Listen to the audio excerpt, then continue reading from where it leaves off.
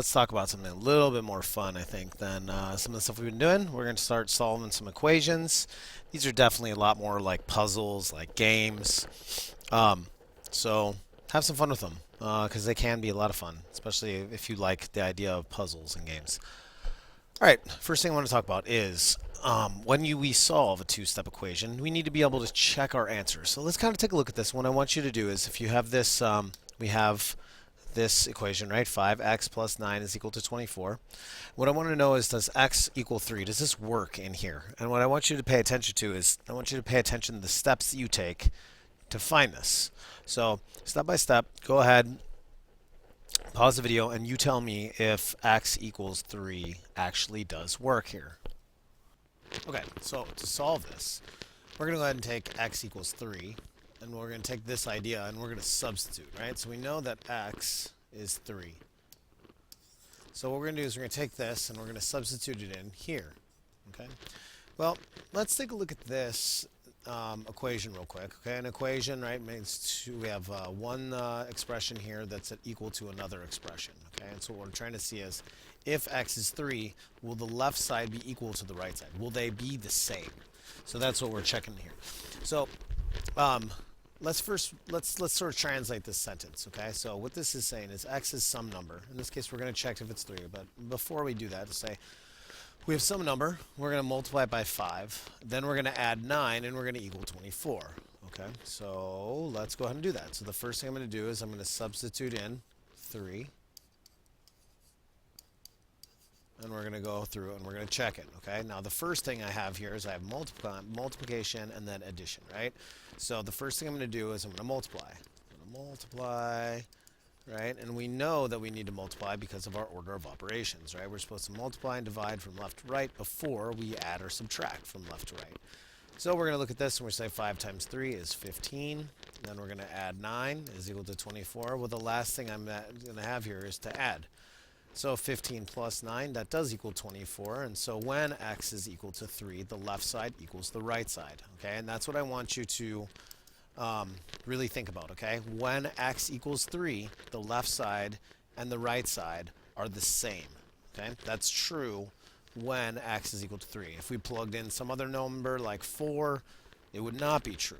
Okay, so going back to this idea of order of operations, okay, first we multiplied, then we added, and then we checked to see if our answer was the same, all right? This is when we knew what x is. When we look to see what, let's say we're trying to solve what x is, we're going to reverse the order of operations, okay? So in a sentence like this, I know the ending. I know I need it to get to equal 11. But there are a couple things that have to happen first. First, I'm going to take this number x and I'm going to divide it by 2. Right? Once I divide it by 2, then I'm going to add 5, and then that will get me to 11. Okay? Well, this is a two-step process. First, I did this, then I did this. That gets me to 11. So in order to solve this, right, we're going to ask yourself, what's the first step in solving this equation? I need to reverse it. Okay? So what you need to think about is, okay, what was the last step I did when I got to 11? So I divided by 2, then I added 5, then I got to 11. So what we can do here is we can go backwards. We can say, okay, let's start with 11, okay? And what we're going to do is we're going to subtract 5, okay? And you're going to see us do this a whole bunch of times, okay? Some people even like to draw this line so that we remember that whatever we do to the left side, we also to the right side of this equation. But essentially what I'm doing is I'm reversing. I'm undoing the steps of my order of operations in order to get back to the beginning. Okay, I know where this ends, so I need to go backwards to get to the beginning. All right, hopefully this is making sense. Okay, so basically what I'm looking for is, okay, what number was this before I added 5? What number here, okay, when I add 5 to it will equal to 11? Well, in order to do that, I'm going to go back down 5. So that's going to give me this number needs to be equal to 6. Now, I know a lot of you guys can do this in your head, but it's important to practice writing these steps down so that later, when we get much more complicated problems, you know exactly the steps to do. Because the steps won't change. When you reverse the order of operations, those steps won't change. But showing your work is going to be necessary so that some of the more complicated ones that have more steps It'll just be easier. Okay, so now what I'm looking for is I'm saying, okay, well, I have some number. What number here, when I divide it by 2, is going to equal to 6, okay? Well, we know that the opposite of a division problem here is going to be multiplied, right? Because I'm saying if I had some number and I divide it into 2 groups, each group will have 6 in it. How much did I have to start with? Well, that means I'm going to need, that number is going to need to have 2 groups of 6, okay? Okay, and that means that x will have to be equal to 12. And that's my final answer. Well, let's go ahead and check it. Let's plug our answer back in here. So let's say we have x divided by 2 plus 5 is equal to 11. Well, I'm going to take 12 and I'm going to plug it in. Okay, plug it in. Substitute is a better word for that. So I'm going to say 12 divided by 2 plus 5. Does that equal 11? Well, 12 divided by 2 is 6. And if I add 5 to that, or if I go up 5 from there, I get 11. And that's equal to 11. Okay? The idea of sameness, right? Every one of these says the same thing. This is me checking to make sure that they do actually all, in fact, equal the same. Okay? They're all equivalent expressions. Okay? Hopefully this makes sense. So, let's go ahead. Let's take a look at another one. All right. I'm going to have you start this off. But first, what I want you to do is, in this problem, I want you to pause the video and I want you to identify the operations. Let's say if you knew what x was, what would you do first? Then what would you do second? Okay, let's identify the order that we would go. If we know what this is, tell me the steps in order to get to 14. Because if you can tell me those steps, you can always reverse them. Okay, so let's do that. Tell me the steps. What would we do here in order to get to 14? Go ahead, pause the video. Okay, hopefully you looked at this and you said, okay, the first thing I'm going to do to x is I'm going to multiply it by 3. Okay, then, okay, I'm going to multiply by 3, and then I'm going to subtract 7. Okay, and actually, let's do this. Okay, you can kind of look at it like this. We start with x. Okay, then we multiply by 3. Then we're going to subtract 7, or we could even say add a negative 7. And then we're going to end up with 14. So now we're going to reverse, because we want to know what x is. Okay, we know how to get to 14, but if we start at 14, how do we get back to x? So we're going to reverse the order of operations. Okay, if this is a subtract 7, that was the last step we did over here. So we're going to add 7. Okay, and that's going to tell us here what this number here needs to be. Okay, what number, when I drop 7 from it, will give me 14? Well, that number, or 3x, will have to be equal to 21, right? 21 is 7 above 14. If I start at 21 here and I drop 7, I'll get to 14.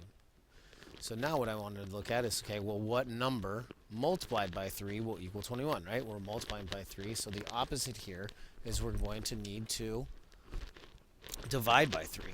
So what I'm going to do is I'm going to divide by 3 here, and I'm going to divide by 3 here, okay? This is going to leave me with x is equal to 7, okay? That's what we have here. Now, let's rewrite our equation real quick. 3x minus 7 is equal to 14. Let's go ahead and we're going to plug it in. So we'll get 3 times 7 minus 7 is equal to 14. 3 times 7 is 21. 21 minus 7, does it equal 14? Yes, it does. Okay? Now, I don't expect you to do this whole thing every single time, step by step, but I absolutely expect you to check your answer every single time. Okay? If it means you plug 7 in your head and you just say 3 times 21 minus 7, 21 minus 7 is 14, as long as you check your answer and you actually do that, I'm going to be okay. You don't have to show all of these steps. Okay? But if you find yourself making mistakes and this part helps you, then absolutely you should do it. All right, let's try another one. Okay, you go ahead and try this. First, I would identify the steps that take you to get to 1. Then I want you to see what you need to do and reverse it. Go ahead. All right, well here, if I'm looking at x, the first thing I'm going to do is I'm going to multiply by 2. Then I'm going to add 9, and that's going to take me to 1. So in order to reverse it, I'm going to need to subtract 9, divide by 2, and it'll get me to x, okay? Right? Because if I'm going to start at 1, I want to go back. All right, so let's do that. We're going to start with this. We say, okay, first I would add 9. Okay, well, I want to know what number plus 9 will get me to 1. So let's subtract 9 from both sides to see what that is. Okay, so this leaves me with 2x.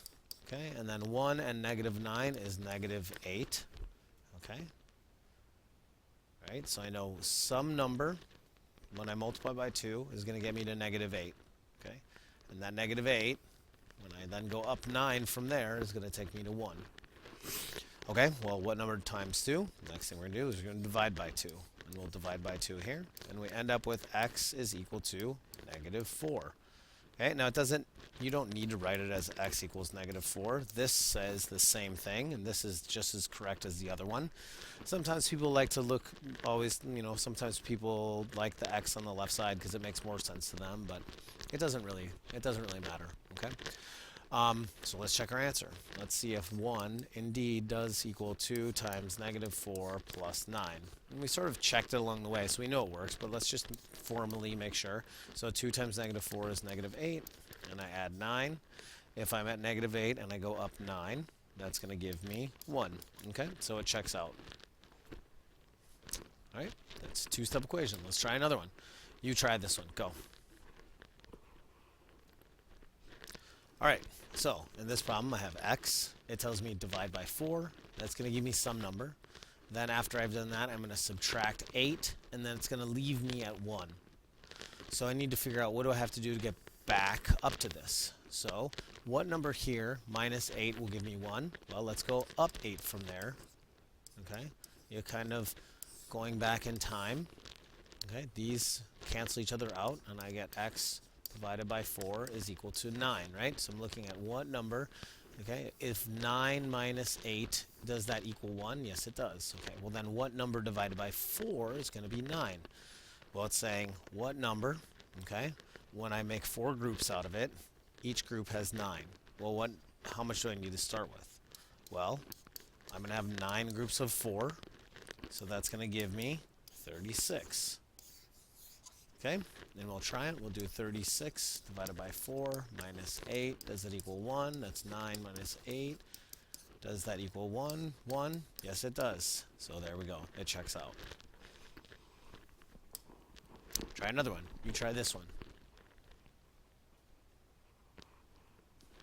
All right.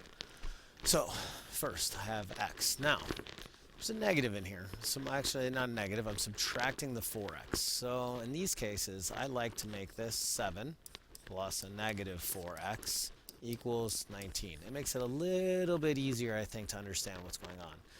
And if we really want to make it easier, what we could do is we could say negative 4x plus 7 is equal to 19. Now I think it's a much, much easier problem to look at. But let's kind of go back and let's look at it before that. Okay, so let's do this. We'll say, okay, if I knew what x is, what would I do to it in order to get to it to 19? Well, the first thing I'm going to do is multiply by negative 4. Then I will add 7. Remember, this is a positive 7. Okay, if it doesn't say anything, it means it's going up. Okay, so I'm going to take a number. I'm going to multiply by negative 4. Once I get that number, I'm going to go up 7. And then I'll be at 19. Okay, so if I have to go up 7 to get 19, let's drop down 7 to find out what that number is going to be. I'm sorry, 19. I think I might have said 17.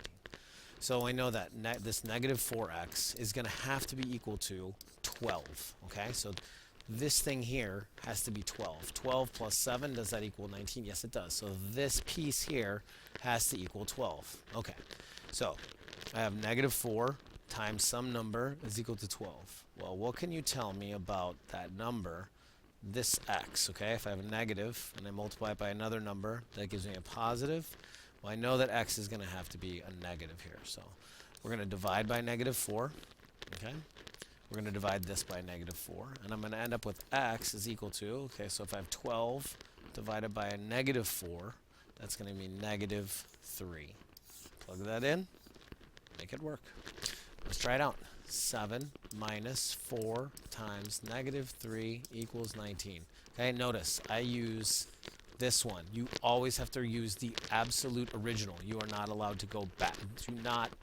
You need to use the original equation, okay? don't use this one, because if you make a mistake somewhere, it's going to work where it might not work in this one. So always go back to the very, very first equation you used. Okay, so we have 7. Let's make this plus a negative. So I have negative 4 times negative 3 is 12. So I have 7 plus 12. Does that equal 19? Yes, it does. They are the same. Okay, so this this equation, the left side and the right side are equal when x is equal to negative 3. Here are 4 problems. I want you to go ahead. I want you to write these down. I want you to try to solve them on your own. Pause the video before doing that, and then you can, after you've checked them, or let's say maybe do the first one here, and then play the video again, and I'll give you the answer. I'm not going to walk through how to get to them, but I'm going to give you the answer for each of them. And if you're confused or not really sure what you're doing, then you can bring your questions to class tomorrow, and we'll get them answered. Okay? Hopefully, one of your classmates can help you at first, and then if not, then I can help you walk through it as well. Okay, so why don't you go ahead and pause the video, try at least the first one. And I want you to do all 4 of them before we're done, but I'll give you the answers one at a time.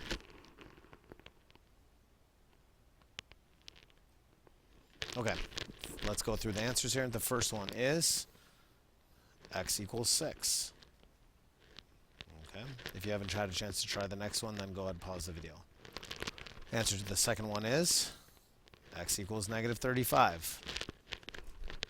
Answer to the third one, m equals 3. And the answer to the last one, x equals 32. All right, let's try one other problem here. Let's do a word problem.